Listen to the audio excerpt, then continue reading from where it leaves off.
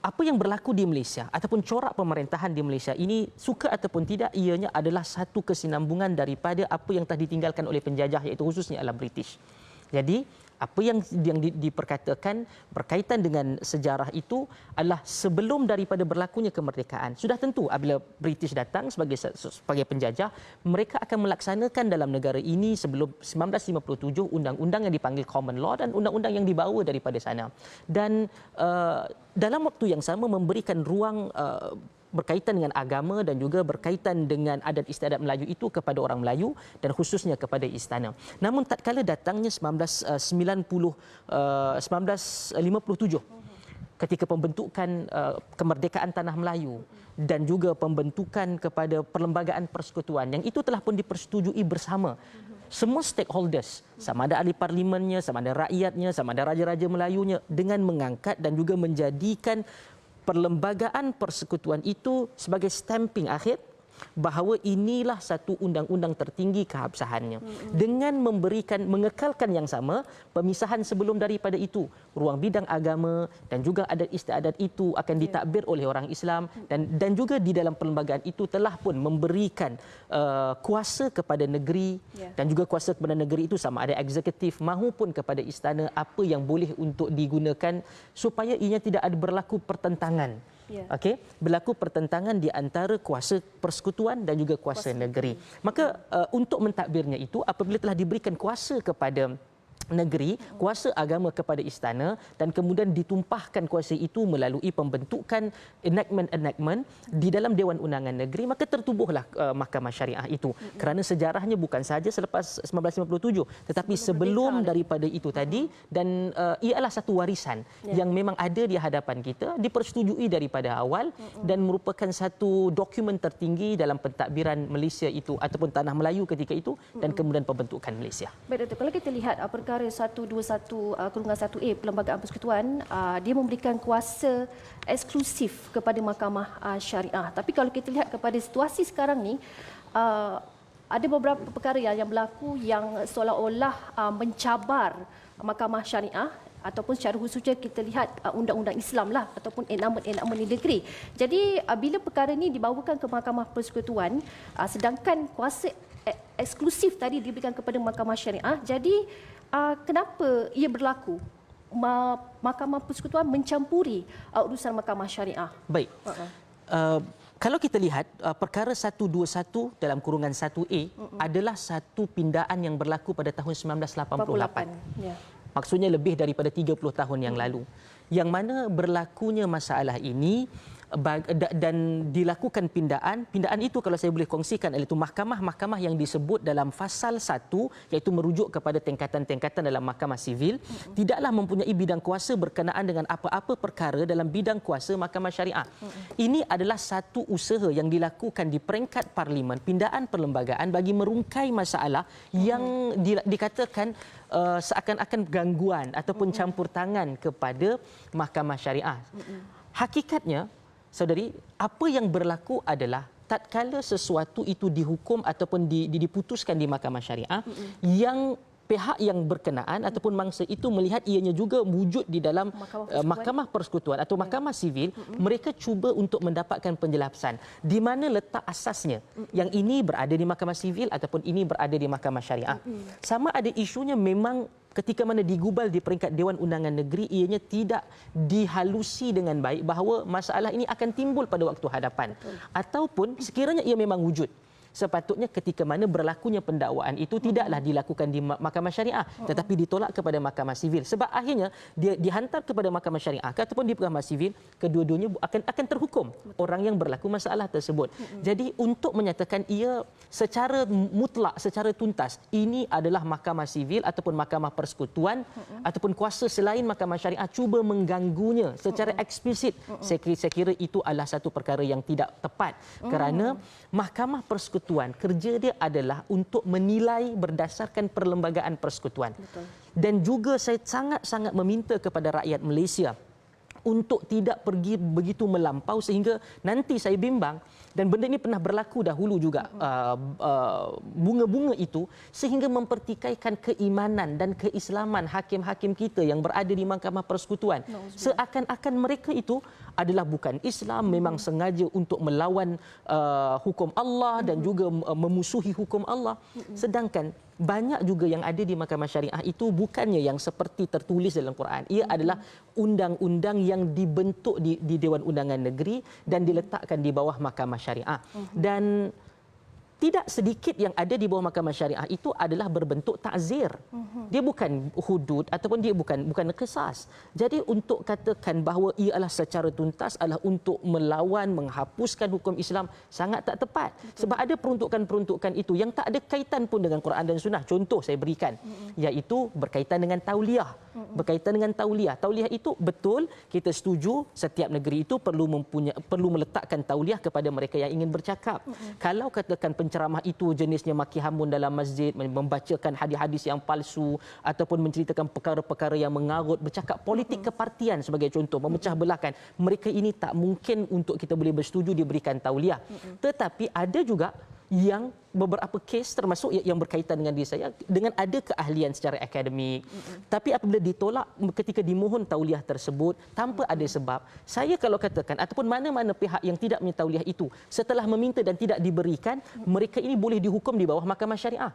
Mungkin boleh sampai kepada setahun ataupun kurang daripada setahun ataupun lebih daripada itu apabila dia minta tauliah tapi tidak diberikan tanpa diberikan alasan, tiba-tiba dia bercakap tentang agama, dia boleh untuk dihukum. So dia boleh bayangkan bahawa ini terletak di mana? Bukan mahkamah sivil, tetapi di bawah mahkamah syariah. Jadi untuk blanketkan, untuk katakan yang ini sama sekali menghina, merendahkan, menyatakan bahawa mahkamah syariah ini akan dihapuskan, hukum Islam akan, yang itu terlalu simplistik dan sangat-sangat berbahaya. Ya, dan andai kata berlakunya pertindihan antara mahkamah sivil ataupun mahkamah syariah, jadi keutamaan tu harus diberikan kepada siapa?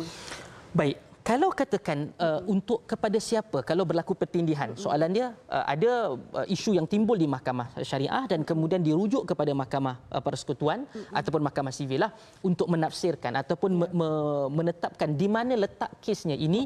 Saya katakan ia bergantung pada kes by kes. Tidak semua kes-kes yang dibawa daripada syariah itu untuk diputuskan di peringkat mahkamah persekutuan ataupun membuat semakan bertanya. Dia contohnya mudah. Contohnya dia dihukum di mahkamah syariah, dia pergi kepada mahkamah sivil, dia pergi kepada mahkamah persekutuan sebagai contoh untuk tanya, yang ini sebenarnya kat mana ya tempat letak hukuman dan juga undang-undang ni. Okey. Jadi ada beberapa, sebagai contoh ada kes di Pulau Pinang di dalam mahkamah sivil, mahkamah tinggi yang menetapkan bahawa bidang kuasa ini adalah bidang kuasa mahkamah syariah, tidak boleh untuk diberikan, mahkamah sivil tidak berwenang, tidak mempunyai kuasa untuk membincangkan tentang hal tersebut.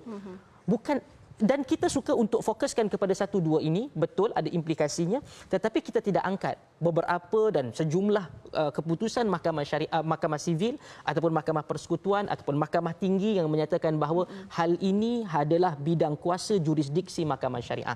Maka ianya adalah case by case dan semua kes-kes itu yang dibawa untuk semakan mestilah dirujuk kepada apa yang termaktub dan tertulis di dalam perlembagaan persekutuan. Ia bukan duduk-duduk begitu dan sekali kemudian hakim-hakim kata okey kita tak mau bagi, tak. Rujukan dia adalah mahkamah, adalah perlembagaan persekutuan, dan sekiranya jujur ketika siapa yang ingin membentuk enactment dalam mahkamah syariah, itu pun di peringkat Dewan Undangan Negeri, kalau meneliti hal tersebut dia perlu untuk tahu bahawa dia tak boleh melakukan sesuatu ataupun menetapkan atau meluluskan perkara yang bertentangan dengan perlembagaan persekutuan. Okey, baik. Itu jelas daripada Dr. Abu Hafiz tentang kedudukan mahkamah syariah dalam perlembagaan persekutuan yang telah pun digariskan dalam perlembagaan persekutuan. Jadi lepas ini kita akan hurai lebih lanjut lagi doktor, tapi kita nak berhenti berehat seketika. InsyaAllah selepas ini kita sambung semula. Kembali selepas ini.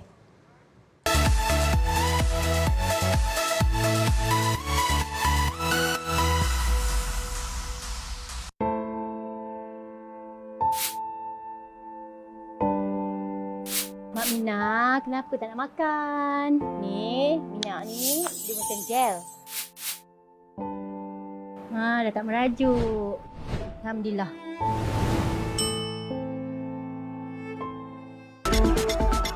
kupasan isu-isu ummah. Deklarasi bangsa Garis krisis. Berbeza dimensi.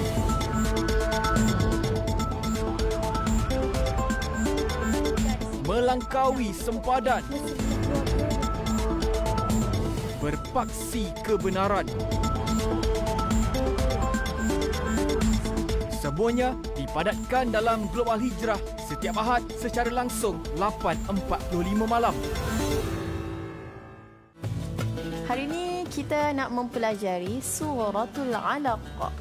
Huruf Hamzah kita baca A. Senang kan? Macam tak ada apa yang susah untuk sebutan huruf Hamzah. Ar-ra'ahu istaghna. Betul tak penonton di rumah? Kenapa salah di situ? Apa yang salah? Kita dalam rancangan Mai Ngaji. Kalau tak tengok, ada yang rugi. Setiap hari, pelbagai isu berlegar di mana-mana. Tinggal 6 hari dalam hotel besar di bawah kanan. Kami dengar suara anda. Kami bentangkan di meja perbincangan. Kupasan padat dan menyeluruh. Analisis dari kaca mata pakar. Saya Nani Roslan. Dan saya Dina Shah Salim. Temui kami di Analisis. Alunan irama tradisi. Zaman berzaman.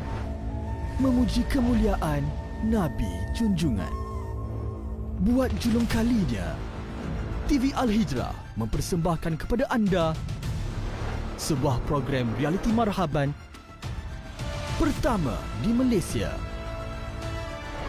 Menampilkan 12 kumpulan bakal berentap mendendangkan alunan qasidah dan marhaban yang cukup menggetarkan jiwa. November ini, arena bakal dibuka. Kumpulan manakah yang bakal dinobatkan sebagai juara? Saksikan segalanya di Pentas Marhaban. Secara langsung setiap Sabtu bermula 18 November 2023 jam 9 malam. Pastinya di TV Al-Hijrah.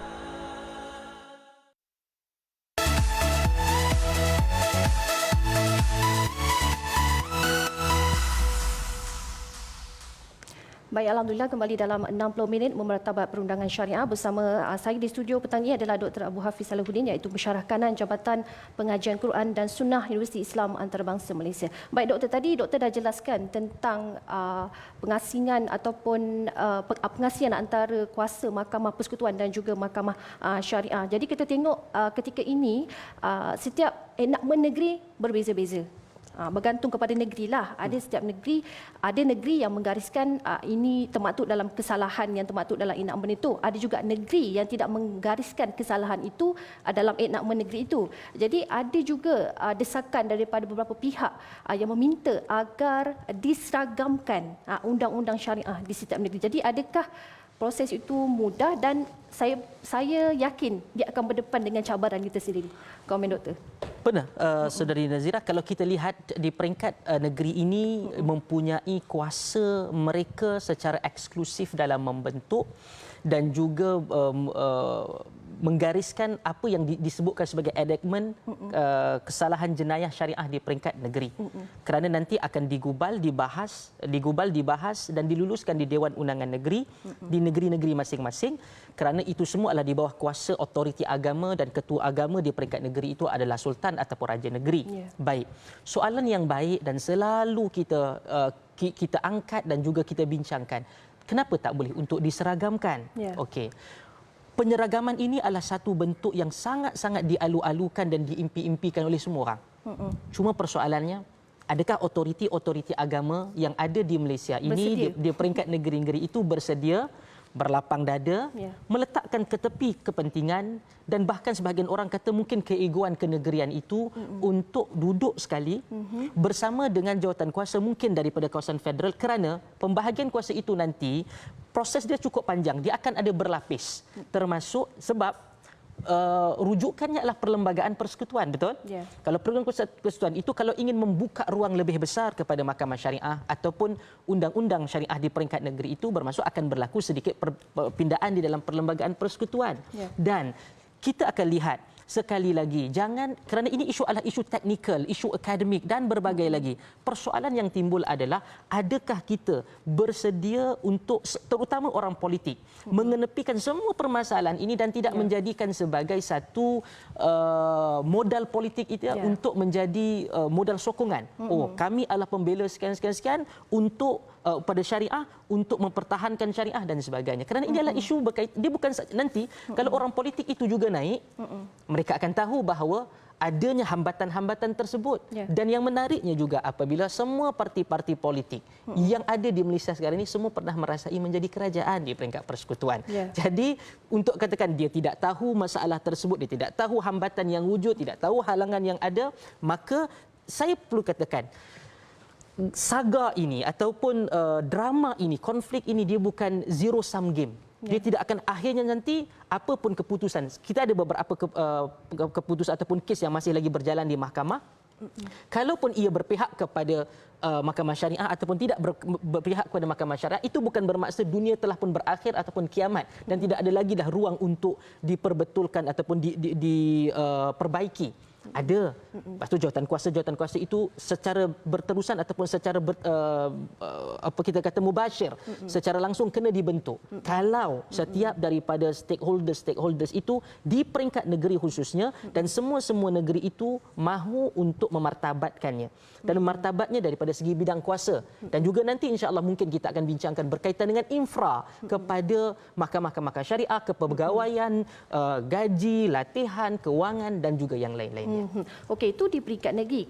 Dan kalau kita nak kata dari sudut pindaan dari aspek perlembagaan persekutuan pula, adakah ia turut berdepan cabaran yang sama ataupun bagaimana?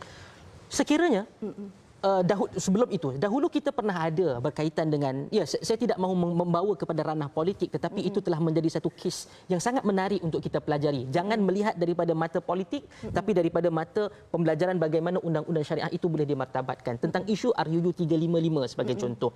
Ia pernah dijadikan daripada sudut private bill ataupun usul persendirian daripada pembangkang kepada kerajaan sebelum 2018 dan kemudian berlaku pindaan sendiri begitu dan kemudian ditarik balik. Baik. Setelah diberikan pandangan, dikritik, diberikan nasihat, berlakulah perubahan itu. Maka kita nampak ia adalah daripada usul persendirian.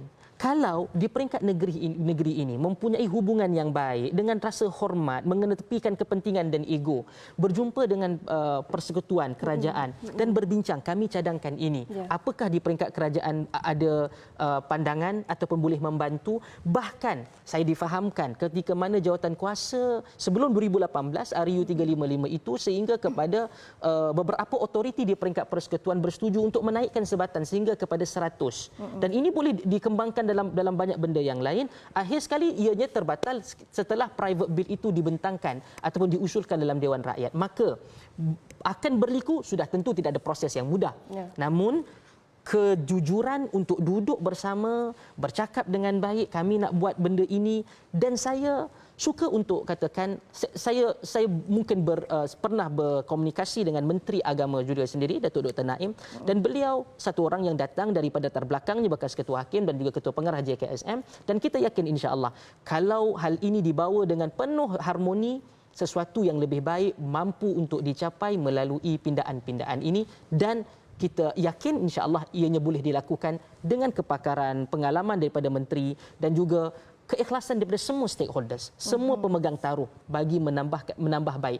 Tak mungkin ia akan tambah baik dengan skala yang besar. Ia mungkin sedikit demi sedikit daripada masa ke semasa. Dan itu yang perlu untuk kita mulakan daripada tidak bermula daripada apa-apa. Yang penting janji ada usaha untuk ke arah itu. Dan usaha itu boleh dicapai dengan keikhlasan dan juga kejituan daripada semua pihak. Dan macam doktor katakan tadilah, sebenarnya isu ni isu yang diulang-ulang dan dah lama pun ditimbulkan. Dan bukan kali pertama, dan ini dah makan masa lebih lebih daripada 50 tahun pertembungan-pertembungan itu. Sebab itulah yang tadi kita sebutkan daripada 1988, pindaan perlembagaan pada perkara 121 dalam kurungan 1 dalam kurungan 1A. Ini adalah satu usaha untuk mengharmonikan, untuk merungkai masalah tersebut.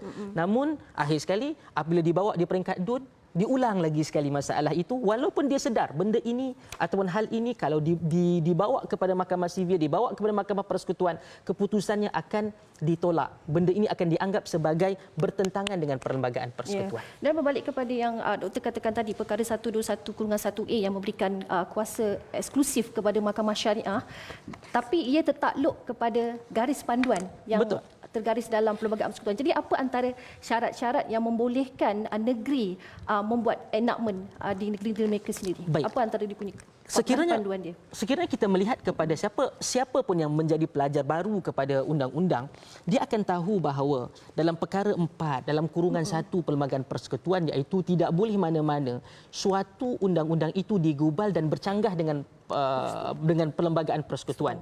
Jadi apabila dia bercanggah, part yang bercanggah itu akan tergugur. Part yang itu akan dianggap sebagai, bukan saja tergugur, dia akan dianggap sebagai tak sah setakat ketidakselarasan itu.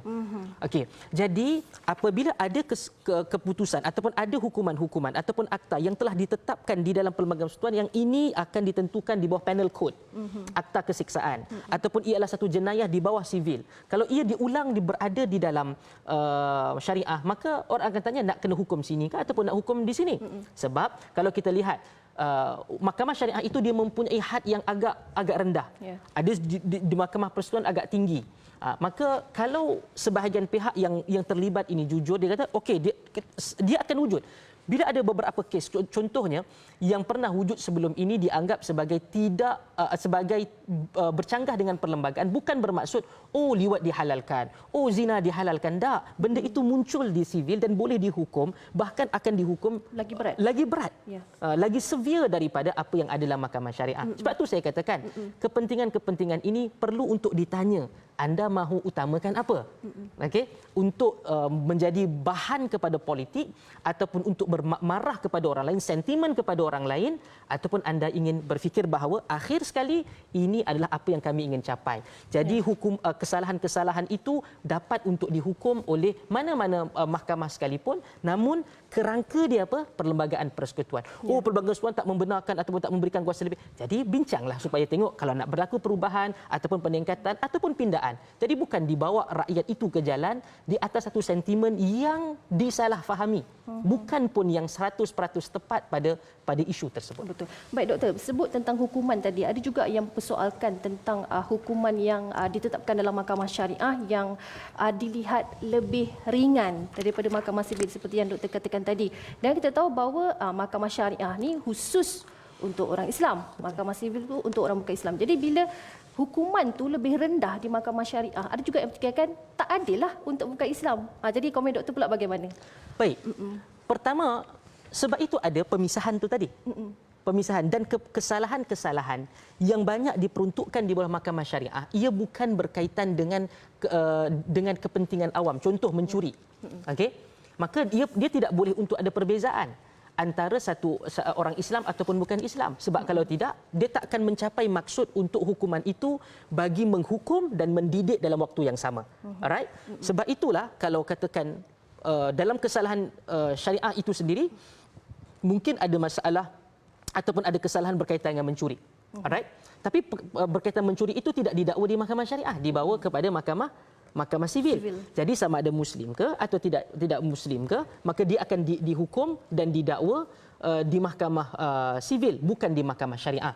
Jadi yang diberikan setakat ini sehingga kita lihat adalah berkaitan dengan hukuman-hukuman yang tidak pun melibatkan orang bukan Islam. Contoh harta pusaka. Bukankah ianya telah berada itu tidak melibatkan orang bukan Islam? Orang bukan Islam ada sistem dia sendiri. Kita ada faraid, mungkin kita ada pusaka, kita ada wasiat, mungkin ada berlaku pertikaian. Itu tidak melibatkan urusan awam. Ia melibatkan urusan-urusan peribadi. Sebab itulah juga dalam beberapa kes itu adalah dinasihatkan untuk tidak dibentuk ataupun digubal undang-undang dalam enactment negeri sekiranya telah pun ada di sivil, maka sama ada Muslim ataupun bukan Islam dirujuk di sini. Maka isunya adalah isu teknikal. Dan bila hakim-hakim itu membuat keputusan dan hukuman, apa yang mereka mahukan adalah apa yang selari dengan peruntukan perlembagaan persekutuan, bukan dibuat kerana out of hatred ataupun kebencian kepada hukum Islam ke ataupun mahkamah syariah. Tak, yang itu tidak benar.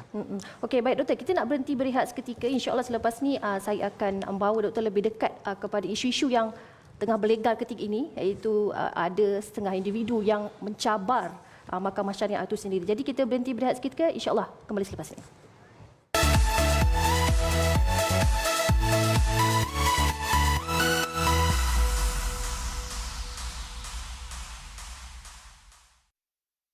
Adakah Imam Al-Iraqi menyeru supaya memulakan kitab Ihya Ulumuddin? Adakah Imam Al-Iraqi menyeru untuk kita meminggirkan dan tidak membaca kitab Ihya Ulumuddin? Kegairahan kita yang ada kalanya nak menyebarkan hadis kepada orang lain. Walaupun kita itu ada satu kekurangan, iaitu ada hadis-hadis palsu, itu tidak menafikan bahawa kita itu juga ada nilai-nilai ilmiah yang begitu banyak manfaat yang boleh kita petik. Mungkin tidur pada malam ini dan tak bangun esok pagi. Mungkin saya, mungkin para penonton, sesiapa sahaja. Kita tak tahu sebab rahsia mati dan hidup kita di tangan Allah. Solat tak berapa nak betul. Kemudian kita kata kat orang, kita maki orang. Pelbagai larangan Allah kita langgar. Tapi Allah bagi peluang tu. Allah bagi. Itu nikmat sebenarnya.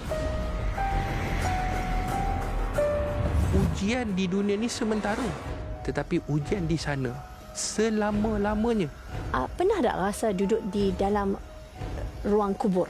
Siapa pun tak nak tolong kita dan tak ada siapa pun yang mampu tolong kita. Ya Allah, matikanlah aku dalam husnul khatimah wala takhtim alaina. Ya Allah, jangan kau akhirkan kehidupan kita bisu'il khatimah, dengan pengakhiran yang buruk.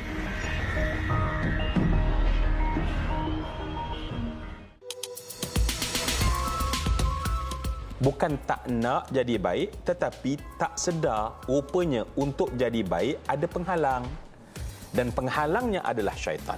Tetapi apabila kita berdasarkan kepada sangka-sangka buruk yang kita layan, maka sangka buruk itu adalah syaitan yang bermain dengan darah. Ingat, syaitan itu sangat mudah untuk merosakkan masyarakat, merosakkan manusia. Dan saya dengar jugalah kumpulan Darwish ni pun ada peminat-peminat dari Indonesia. Betul ke? Boleh ceritakan? Ya, betul. Kumpulan Darwish ni dia sebenarnya dimulai dikenali sebab lagu Safiah tu. Sebab lagu Safiah pun alhamdulillah hari ni dah cecah 4 juta. Mohon padamu Tuhan, jangan cabut nyawaku sebelum ku kembali. Apa khabar kamu, Wan? Alhamdulillah. Saya kat sini okey, Ustaz. Semua kat sana macam mana? Okey ke? Ish, korang ni main tak payahlah gaduh-gaduh. Mengenangkan penat jerih, susah payah, suka duka, bangunkan madrasah. Mudah-mudahan Allah lembut-lembutkan hati kita. Dan mudah-mudahan nanti Allah selamatkan kita daripada fitnah akhir zaman, insya-Allah.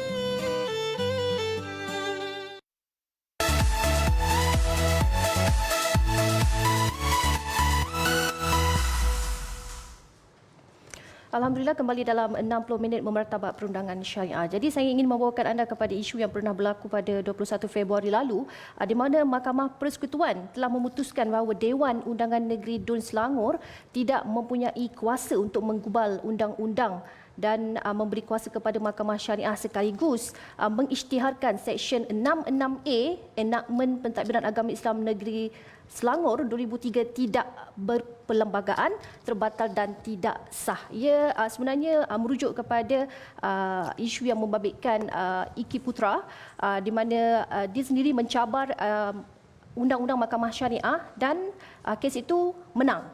Jadi bila ada rentetan kes sebegini, doktor, selepas daripada kes Iki Putra tu timbul lagi kes yang seakan sama mencabar mahkamah syariah. Jadi bagaimana doktor melihat kalau kes yang terbaru itu menang, apakah impaknya kepada umat Islam sendiri dan dikira sebagai orang kata apa domino effect? Bagaimana doktor? Baik.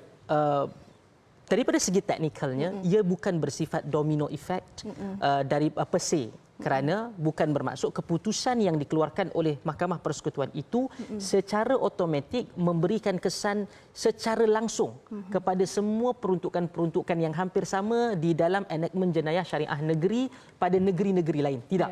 Tetapi sekiranya hal yang sama ada dalam negeri lain, maka orang yang terkena di situ ataupun yang mempunyai kepentingan dalam enactment tersebut boleh untuk membuat semakan dan ada kemungkinan ia akan mengikuti keputusan seperti yang diputuskan berkaitan dengan kes Iki Putra itu tadi.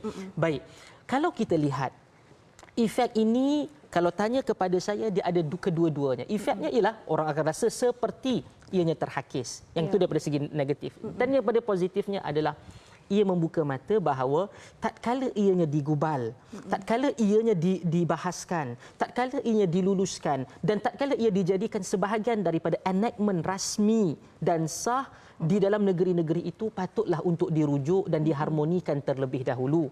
Kerana dalam kes itu adalah kes yang melibatkan satu jenayah, bukan saja jenayah syariah yang disebutkan, diarangkan dalam Al-Quran dan juga As-Sunnah, tetapi di dalam jenayah sivil, iaitu berkaitan dengan liwat.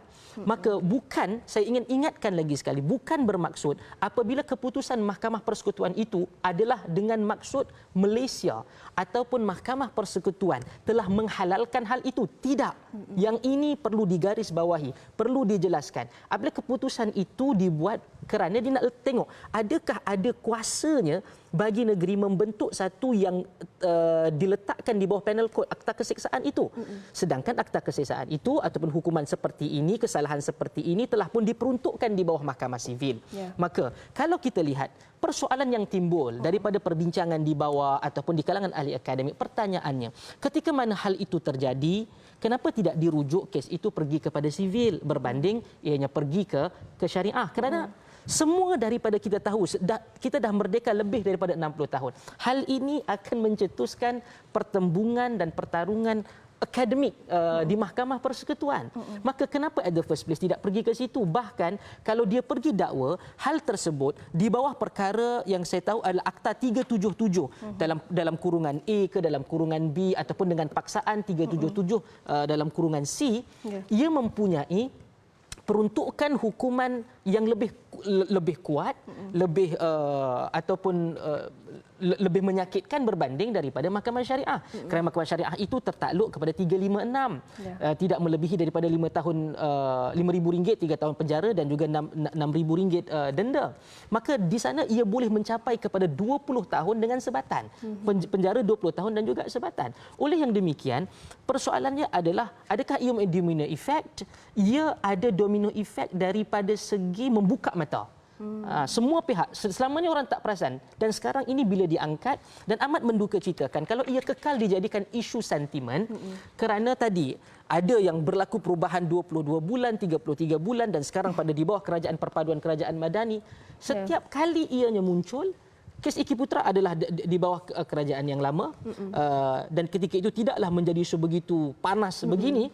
Tapi sekarang ini bila ada kes yang hampir serupa diminta di mahkamah ataupun dipohon di Mahkamah Persekutuan, maka isu itu muncul kembali. Maka bagi saya apa yang disebutkan, pertama, kes itu ialah hukuman itu ada dibincangkan dalam syariat. Tetapi dalam mahkamah syariah pun ia tidak mengikut seperti mana, kerana ada limitasi itu, dia tidak disebutkan seperti mana dalam teks-teks agama. Maka yang disebutkan dalam mahkamah syariah itu pun takzir, yang disebutkan dalam mahkamah sivil itu juga takzir.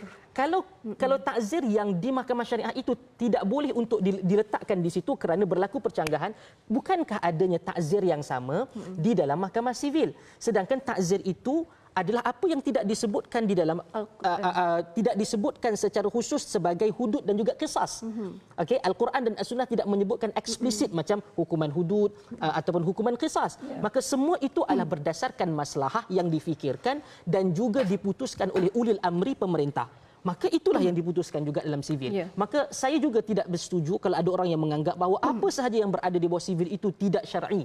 Kerana ia boleh diletakkan di bawah ta'zir, dan ta'zir itu adalah 3 pecahan hukuman di dalam Islam, iaitu hudud, qisas dan juga ta'zir. Kenapa anda tidak mengira bahawa itu juga adalah salah satu daripada memenuhi maksud hukuman-hukuman yang diperuntukkan oleh Islam yang diletakkan di bawah ta'zir itu tadi? Ya, benar. Dan kalau kita tengok esok, Doktor, satu lagi kes yang akan dibicarakan di Mahkamah Persekutuan berkaitan dengan isu mencabang mahkamah syariah, dan sebelum ni Mahkamah Persekutuan pun telah membenarkan pelibatan sahabat mahkamah, iaitu amicus curiae yang melibatkan 3 negeri, difahamkan. Jadi apa antara peranan sahabat mahkamah ni untuk memberikan hujah ataupun dalam arti kata lain untuk mempertahankan bidang kuasa mahkamah syariah itu sendiri? Baik.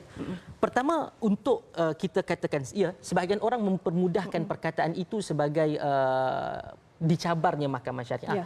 Cuma kalau yang perkataannya mungkin lebih tepat bagi saya adalah permohonan untuk membuat semakan. Membuat semakan. Boleh jadi diterima, boleh jadi tidak diterima oleh mahkamah. Kalau diterima bermaksud pemohon itu dimenangkan.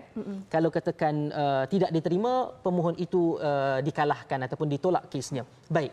Amicus curiae berlaku adalah sebagai sahabat mahkamah kepada mereka-mereka yang berkepentingan. Contoh, sekarang ini kes ini merujuk kepada satu negeri. Satu negeri. Maka pemohon itu memohon kepada Mahkamah Persekutuan untuk membuat semakan kepada beberapa puluh enactment yang ada di dalam kanun jenayah syariah, enactment jenayah syariah negeri tersebut, untuk diletakkan ataupun di mana letaknya, sama ada ia berperlembagaan ataupun tidak. Maka kita katakan adanya kesan secara tidak langsung kepada negeri-negeri lain, maka sebab itu negeri-negeri yang ada kepentingannya dan merasakan ia mungkin boleh dicabar di waktu hadapan, maka mereka menghantar amicus curiae dan mereka menjadi amicus curiae untuk memberikan penjelasan kepada hakim dan juga mahkamah di Mahkamah Persekutuan bahawa kenapa hakim tidak patut untuk menerima permohonan semakan tersebut. Maka itulah tugas mereka untuk memberikan penjelasan tambahan. Boleh jadi ianya ada fakta yang baru ataupun ada penghujahan yang baru ataupun ia sekadar pengulangan untuk memberikan maklumat dan informasi kepada jemaah hakim bahawa hal ini menjadi kepentingan kami, kenapa kami tidak mahu untuk ianya dibenarkan semakan tersebut. Okey, baik. Kalau bercakap tentang mencabang mahkamah syariah di Doktor, ada juga hujah-hujah yang dikemukakan oleh setengah pihak bahawa mereka menyatakan bahawa enactment syariah tidak realistik dalam masyarakat. Sebagai contohnya kesalahan bersetubuh dengan haiwan. Jadi mereka mempersoalkan mengapakah wujud enactment ini sedangkan benda tu macam hampir mustahil untuk berlaku. Adakah disebabkan ini antara sebab-sebab keabsahan mahkamah syariah tu dipertikaikan, ataupun ada sebab-sebab lain yang mungkin menyatakan bahawa kesalahan ataupun enactment tu tidak logik ataupun sebagainya? Saya tidak bersetuju kalau dikatakan oleh sebahagian orang yang kata untuk mencabar ataupun tidak mencabar dengan menggunakan kes tersebut. Kerana kalau kes itu diambil liwat dengan binatang sebagai contoh, ini telah pun digunakan peruntukan itu ada di bawah kanun keseksaan dan ianya telah pun digunakan untuk menghukum orang. Contoh, ada di dalam perkara 377 Akta Keseksaan, kanun keseksaan, iaitu 377 pertubuhan luar tabii dengan haiwan. Ini disebutkan di bawah mahkamah sivil. Kalau ada yang mengkritik itu, ini wujud dalam mahkamah sivil. Bukan asasnya adalah kerana perkara-perkara remeh yang tak masuk akal begitu, tetapi kerana ada isu-isu perlembagaan, limitasi kuasa, limitasi hukuman yang telah pun digariskan oleh Perlembagaan Persekutuan. Dan untuk yang terbaru, kalau kita sebut di bawah Akta 377 ini, berkaitan pertubuhan luar tabii ini, pada 25 April 2022 telah pun ada recent case yang diputuskan di Mahkamah Johor Bahru berkaitan dengan seorang warga tua yang melakukan merogol ataupun liwat terhadap binatang ini, seekor kucing, dan dia telah pun dihukum umur saya lebih daripada 60 tahun, 63 tahun. Maka untuk menyatakan bahawa itu tidak relevan, tak betul, kerana peruntukan itu sendiri, kesalahan itu sendiri wujud di dalam mahkamah sivil. Okey, baik Dato', kita nak berhenti berehat seketika. Semakin menarik nampaknya perbincangan kita di hujung-hujung siaran ini. Kita nak berhenti berehat seketika, insya-Allah kembali selepas ini.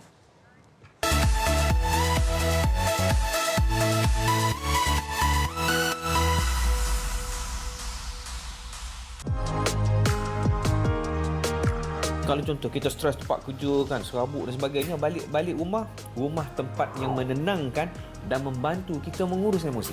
Dia macam belon lah. Dekat pejabat kita tiup besar-besar, balik kita buang angin dia, belon dia kecil. Esok pergi pejabat balik, besar balik. Itulah lebih kurangnya. Dan sebenarnya bila emosi ini tidak diurus dengan baik, apa akan berlaku? Salah satunya adalah kemurungan.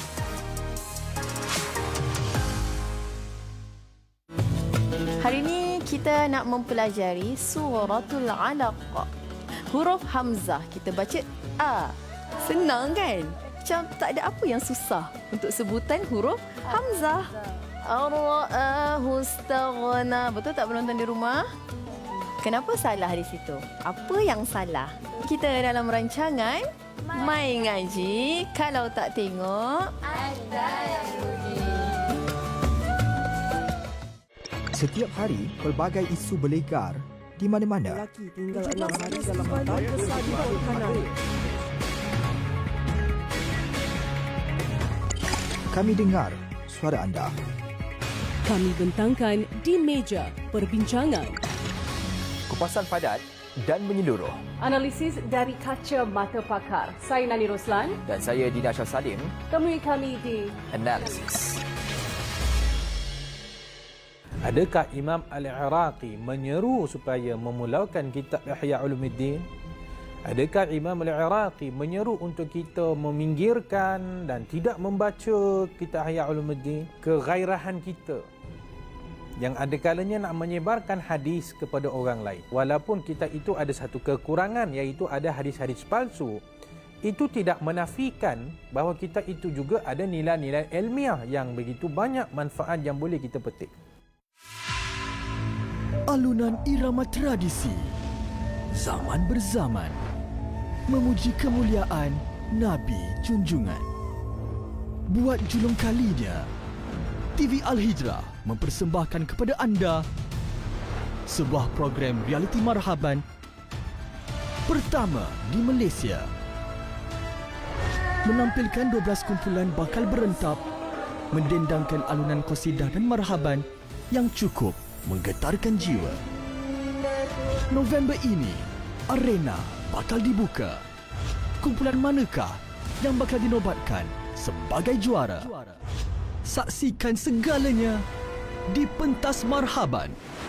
Siaran langsung setiap Sabtu bermula 18 November 2023 jam 9 malam. Pastinya di TV Al-Hijrah.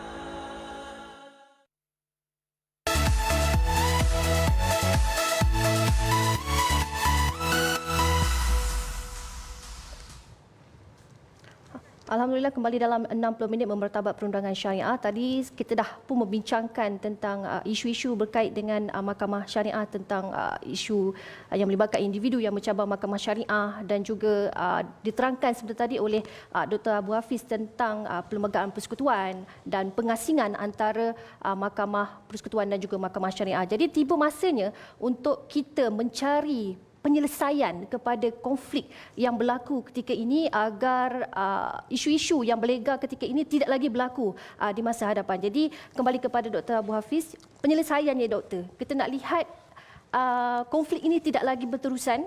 Macam doktor kata tadi dah lebih 50 tahun tapi tak ada tindakan dan sebagainya. Jadi apakah penyelesaian yang perlu dibuat ketika ini bagi menyelesaikan segala isu-isu yang berbangkit ketika ini? Silakan doktor. Kalau ingin dikatakan ataupun dipertanyakan tentang penyelesaiannya, penyelesaiannya tidak mungkin mudah. Betul. Penyelesaiannya akan panjang dan penyelesaiannya memerlukan keterlibatan stakeholders, pemegang taruh daripada semua pihak. Dan sebelum daripada saya ingin menjawab hal tersebut, perkara yang pertama kita perlu akui adalah Apa masalahnya? Di mana letaknya isu ini? Isunya bukanlah sesuatu untuk mencabar, mengganggu, mendowngrade ataupun menghinakan mahkamah syariah ataupun hukum hakam Islam. Kerana apa yang di situ pun adalah kebanyakannya berhubung dengan takzir. Kebanyakannya juga. Maka pertama-tama bawa isu ini kepada ranah perbincangan yang matang, masak, rasional, akademik dan bukan sentimen. Itu akan dapat penyelesaian. Sebab kalau saya terus bagi, namun saya tidak leave the foundation a very clear foundation bahawa isu ini adalah bukan isu berkaitan dengan politik, bukan isu berkaitan dengan sentimen, maka hal itu akan rosak. Kerana Mahkamah Persekutuan melakukan interpretasi di dalam kerangka perlembagaan persekutuan, bukan melampaui daripada itu. Dan kalau kita mahu ke hadapan, saya tidaklah 100% bersetuju kata tidak ada langsung, ada usahanya dalam jangka masa 50 tahun. Antara usahanya itu adalah pindaan kepada perkara 121 dalam kurungan 1 pada tahun 1988. Usaha itu ada, tetapi tidak mencukupi. Tetapi ada lagi loophole, kelompongan-kelompongan yang perlu untuk dibawa, untuk diperlihatkan ataupun dan untuk ditampung kembali agar ianya tidak berulang. Baik. Maka penyelesaian awalnya adalah untuk membuka hati, membuka jiwa, mengetepikan ego untuk duduk kat mana letaknya isu-isu ini muncul. Adakah ada ruang untuk ditambah baik di dalam perlembagaan persekutuan itu sendiri? Kalau kata tak perlu kepada pindaan, ada benda-benda teknikal yang lain boleh dilakukan. Bahkan itu boleh dibincangkan dengan Jabatan Peguam Negara kerana mereka akan menjadi penasihat kepada kerajaan dalam melihat perkara-perkara yang sangat-sangat detail ataupun perkara-perkara yang boleh membawa kepada isu-isu perlembagaan di waktu hadapan. Jadi itu antara satunya. Dan yang kedua, Saudari Nazira, kalau kita lihat, sebelum daripada kita bercakap tentang pemartabatan, sebelum daripada kita bercakap berkaitan untuk menaik taraf, untuk memberikan kuasa yang lebih besar, amat mendukacitakan kalau vehikel ataupun kenderaan bagi Mahkamah Persekutuan itu sendiri, sama ada daripada kehakimannya, pendakwaannya, penguatkuasaannya, latihannya, kewangannya, itu tidak diberikan perhatian yang baik. Baik, saya pergi bermula dengan kehakiman. Saya kira adalah sudah penambahbaikan yang cukup banyak melalui JKSM mungkin dan juga yang lain-lain tentang latihan kehakiman. Namun persoalannya, kalau anda bercakap tentang pemartabatan, orang politik ke orang NGO selalu bercakap tentang isu peluasan kuasa. Tapi adakah mereka ini benar-benar diberikan maruah yang baik, kedudukan yang baik ataupun latihan yang baik? Contoh, kerana mahkamah syariah ini kan di bawah negeri, maka yang paling tinggi itu adalah Ketua Hakim Syariah Negeri. Untuk pengetahuan kita semua, Hakim Mahkamah Syariah Negeri itu yang paling tinggi grade dia yang dia boleh capai adalah jusasi. Jusasi. Di dalam pentadbiran kerajaan negeri itu ada yang lebih besar, sedangkan kalau ikutkan Ketua Hakim itu, dia berada pada setara dengan mungkin Menteri Besar, dia mungkin dengan Speaker Dewan Undangan Negeri. Itu Ketua Hakim. Di bawahnya, kalau katakan di mahkamah tinggi sekitar grade 54, 52 ataupun 48, di bawah mahkamah rendah ada 44. Jadi adakah kita nak gerakkan ini, kita mahu sekali dibawa untuk dimartabatkan ataupun kita nak memilah-milah ataupun selektif. Yang ini kita angkat, yang ini kita kekalkan sampai bila-bila, beginilah ia. Ataupun kita perlu untuk berlaku jujur. Nak bagi kuasa yang besar, adakah mereka ini diberikan tempat yang selayaknya untuk hakim-hakim ini? Kedua, pembentukan yang kita panggil jabatan ataupun jabatan pendakwaan syariah negeri. Saya tahu ia telah pun diwujudkan, contohnya di peringkat sivil dia ada AG Chamber, dia ada Jabatan Peguam Negara. Jadi dia hantar pada setiap negeri ini daripada Jabatan Peguam Negara. Maka sekarang ini alhamdulillah kebanyakan negeri, melainkan ada 2 negeri saya tak perlu untuk namakan, tidak lagi mempunyai Jabatan Pendakwaan Syariah. Yang mana Jabatan Pendakwaan Syariah ini untuk 2 negeri ini masih meletakkan dia di bawah Jabatan Agama Islam. Sama dengan tarafnya dengan Ketua Penolong Pengarah bahagian-bahagian yang lain, dakwah ke syariah ke keluarga ke pendidikan, dan cadangan saya adalah untuk 2 negeri yang berbaki ini untuk menaikkan taraf dia dan berada setaraf dengan jabatan-jabatan yang lain, bahawa mereka dapat menghususkan bila dia ada jabatan ini, dia ada kuasa dia tersendiri, dia ada keuangan dia sendiri, dia akan ada keuangan itu digunakan untuk latihannya sendiri. Dan yang belum ada sama sekali sekarang, setelah adanya Jabatan Pendakwaan Syariah Negeri, masih lagi kebanyakan, saya fikir mungkin saya silap, tapi keseluruhan daripadanya tidak ada jabatan penguat kuasaan. So apabila dia jabatan penguasaan itu berada di bawah jabatan agama, dia akan sama seperti orang lain. Kalau ada majlis-majlisnya, dia akan masuk, sedangkan dia adalah penguat kuasa. Dia perlu untuk diberikan latihan. Sekiranya di peringkat pusat ada latihan, maksudnya ada peruntukan khas untuk mereka pergi dan diberikan latihan dengan baik. Macam mana untuk mengambil report case, ada logbook dia, ada kemudian macam mana nak menguruskan bahan-bahan bukti dan juga yang lain-lain.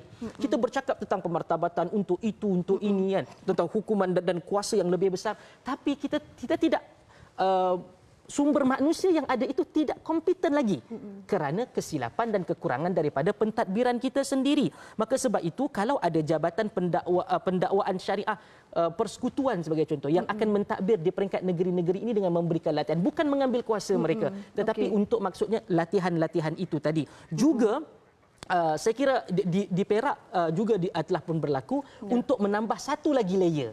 Dan ini adalah perkara yang penting dan saya fikir bidang-bidang tentang keuangan, bidang kuasa yang tersendiri ini adalah merupakan niche area kepakaran saya fikir di Jabatan Menteri Agama sekarang ini, khususnya pada Menteri Agama, dan saya mengharapkan dengan kepakaran beliau, dengan apa yang beliau mampu untuk lakukan, digerakkan supaya tidak hanya diletakkan pandangan kita ini, fokus kita ini hanya kepada satu isu yang kemudian digoreng, kemudian dibakar sentimen itu untuk kononnya Islam menjadi begitu terancam.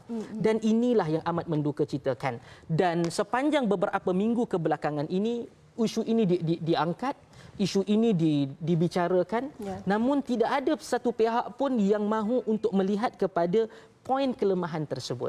Dan isu di sini pentadbiran perlu ditambah baik di setiap negeri. Benar. Bagi mencapai titik penyelesaian itu. Kuasa yang sedang dimohon semakkan itu di peringkat Mahkamah Persekutuan adalah yang semakkan terhadap kuasa negeri. Yang mentadbir itu juga adalah negeri itu, di peringkat negeri itu juga, yang bahagian pentadbiran, grade gaji dan sebagainya. Kita perlu untuk ada rumah yang kukuh. Rumah yang begitu kompeten sebelum kita memasukkan teknologi-teknologi baru ataupun benda-benda yang sangat-sangat mencabar. Kerana yang akan menguruskan gitu, pembuktian, pendakwaan, penghakiman, itu semua manusia.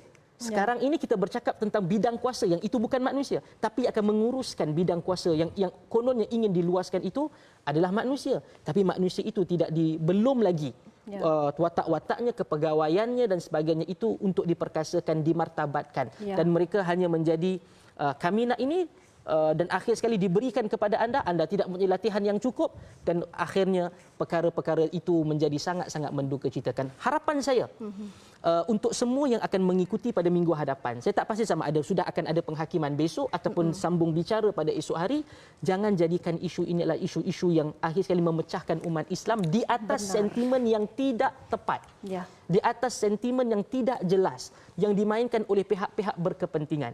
Saya fikir semua pihak, terutama dalam kerajaan perpaduan ini, ingin memartabatkan Islam dan kita perlu untuk duduk semeja dan berbicara daripada hati ke hati apa yang mampu memartabatkan agama itu dengan erti kata sebenar, bukan hanya sekadar kosmetik. Alhamdulillah, Doktor, kita pun sudah sampai ke penghujung rancangan sedar tak sedar, dan itu dia tadi penjelasan daripada Dr. Abu Hafiz Salihuddin, Pensyarakanan Jabatan Pengajian Quran dan Sunnah Universiti Islam Antarabangsa Malaysia. Terima kasih Doktor kerana sudi bersama dengan 60 minit pada petang ini. Penjelasan yang cukup mantap dan mudah untuk difahami. Baik, ibarat kudis yang masih belum sembuh ditambah pula dengan luka baru, itu yang dapat digambarkan apabila pertikaian kuasa mahkamah syariah dilihat semakin bercambah dan berani. Ia mencalar jiwa umat Islam yang sememangnya melihat perkara ini tidak seharusnya berlaku. Oleh itu, usaha bagi memartabatkan undang-undang syariah ini perlu dibulatkan agar pencabarnya tidak menang mudah. Pokoknya, bagaimanakah suara pelbagai penjuri ini perlu disatukan, termasuk pihak berkuasa agama Islam negeri, badan-badan berkanun berkaitan agama Islam dan badan-badan bukan kerajaan NGO yang mempunyai kepentingan terhadap agama Islam untuk terlibat sama ada sebagai pencelah, peguam pemerhati ataupun sahabat mahkamah pada prosiding kes terbaru ini. Sama-samalah kita berdoa agar kedudukan perundangan syariah terus dipertahankan dan dimartabatkan di peringkat yang tertinggi. Satukan ummah dengan ilmu dalam membentuk Malaysia Madani. Saya Nazira Syaringat, terima kasih dan berjumpa lagi di lain siaran. Assalamualaikum warahmatullahi wabarakatuh.